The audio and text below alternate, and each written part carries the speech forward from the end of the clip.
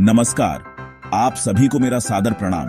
आज हम बात करेंगे 5 फरवरी 2025 की देश दुनिया से जुड़ी सबसे बड़ी, सबसे महत्वपूर्ण और आपके काम की खबरों के बारे में। इस वीडियो में हर खबर विस्तार से आपके सामने पेश की जाएगी, तो कृपया वीडियो को शुरू से अंत तक ध्यान से देखिए, क्योंकि यह वीडियो बहुत खास होने वाला है। लेकिन उससे पहले मेरा आपसे एक छोटा सा निवेदन है। अगर आपने अभी तक इस वीडियो को लाइक नहीं किया है तो कृपया लाइक का बटन दबा दीजिए। तो चलिए बिना देरी किए बढ़ते हैं हमारी सबसे पहली बड़ी खबर की तरफ। दिल्ली विधानसभा चुनावों के एग्जिट पोल में भाजपा को आम आदमी पार्टी पर बढ़त मिलती दिखाई दे रही है। मतदान में मध्यम स्तर की भागीदारी देखी गई, जिससे राजनीतिक माहौल में हलचल मची हुई है। यह चुनाव न केवल दिल्ली के भविष्य को निर्धारित करेगा, बल्कि पूरे देश की राजनीति पर भी प्रभाव डालेगा। अगली खबर की तरफ बढ़ते हैं, जहां हम बात करेंगे प्रधानमंत्री मोदी के प्रयागराज दौरे की। प्रधानमंत्री नरेंद्र मोदी ने प्रयागराज में महाकुंभ के दौरान संगम में स्नान किया। उन्होंने इसे दिव्य संबंध का क्षण बताया। इस धार्मिक आयोजन को लेकर देश भर से श्रद्धालुओं की भीड़ उमड़ी है, जो इस अवसर का लाभ उठाने आए हैं। अब हम चलते हैं अमेरिका से भारतीय नागरिकों की स्वदेश वापसी पर। अमेरिका ने 104 भारतीय नागरिकों को वापस भेजा है, जो अवैध रूप से वहां रह रहे थे।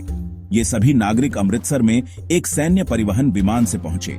इस मामले ने भारतीय समुदाय में चिंता पैदा कर दी है और सरकार की प्रतिक्रिया की प्रतीक्षा है।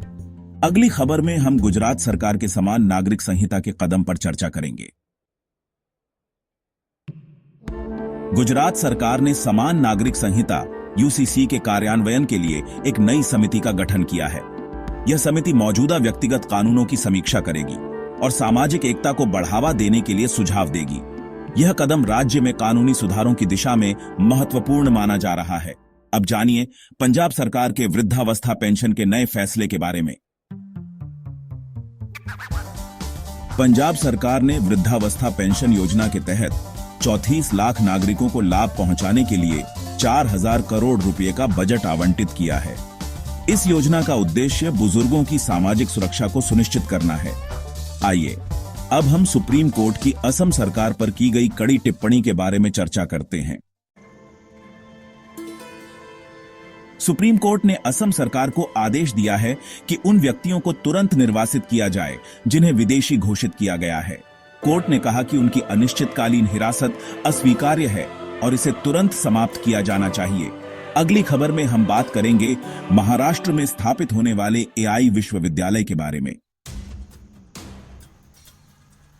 महाराष्ट्र सरकार ने भारत का पहला आर्टिफिशियल इंटेलिजेंस विश्वविद्यालय स्थापित करने की योजना बनाई है। यह विश्वविद्यालय एई शिक्षा और अनुसंधान को बढ़ावा देगा और तकनीकी नवाचार में महत्वपूर्ण भूमिका निभाएगा। अब हम केंद्र सरकार द्वारा कृषि तकनीकी योजनाओं की घोषणा पर चर्चा करेंगे। केंद्र सरकार ने कृषि उत्पादकता बढ़ाने के लिए कई नई तकनीकी योजनाएं शुरू की हैं। ये योजनाएं किसानों की आय बढ़ाने और कृषि स्थिरता को सुनिश्चित करने पर केंद्रित हैं। आइए अब हम एसईबी द्वारा प्रस्तावित यूपीआई भुगतान तंत्र पर बात करें।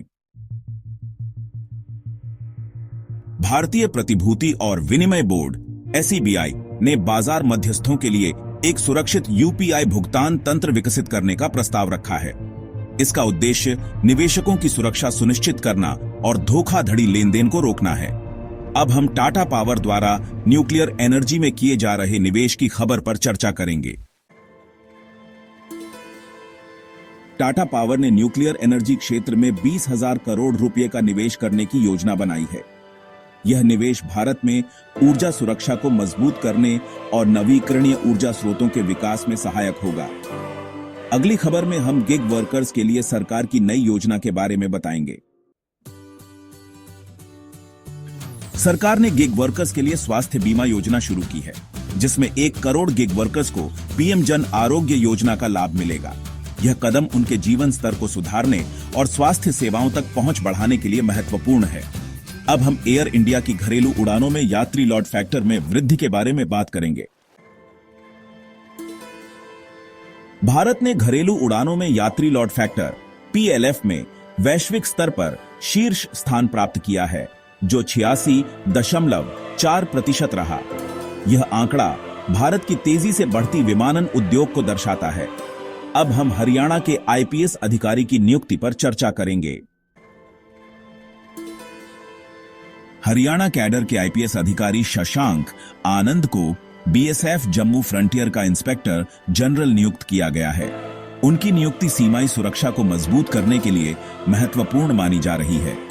अब जानिए लार्सन एंड टुब्रो द्वारा लॉन्च किए गए एआई आधारित होम लोन सलाहकार के बारे में। Larsen and Toubro finance limited ने ज्ञानवर्धक एआई नामक एआई आधारित होम लोन सलाहकार लॉन्च किया है। यह उपभोक्ताओं को होम लोन प्रक्रिया को सरल बनाने में मदद करेगा। अब हम यूपी सरकार द्वारा महाकुंभ 2025 के लिए दी जा रही विशेष सुविधाओं पर बात करेंगे। उत्तर प्रदेश सरकार महाकुंभ 2025 के दौरान वरिष्ठ नागरिकों के लिए विशेष स्नान सुविधाएं प्रदान कर रही है। यह कदम धार्मिक यात्रा को सुगम बनाने और जरूरतमंद लोगों की सेवा करने के उद्देश्य से उठाया गया है। अब हम बढ़ते हैं भारत बांग्लादेश सीमा पर सुरक्षा चिंताओं की ओर।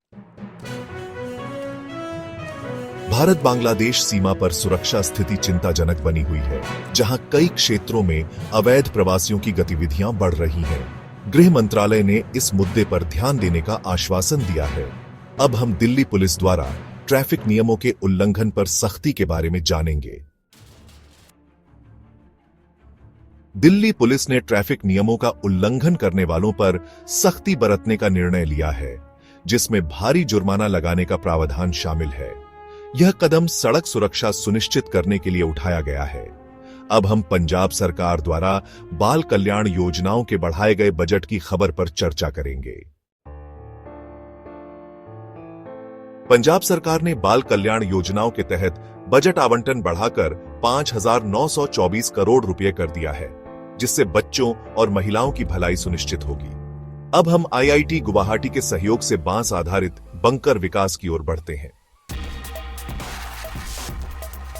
भारतीय सेना और आईआईटी गुवाहाटी ने बांस आधारित बंकर विकसित करने हेतु साझेदारी की है, जो पारंपरिक निर्माण सामग्रियों का एक स्थायी विकल्प होगा।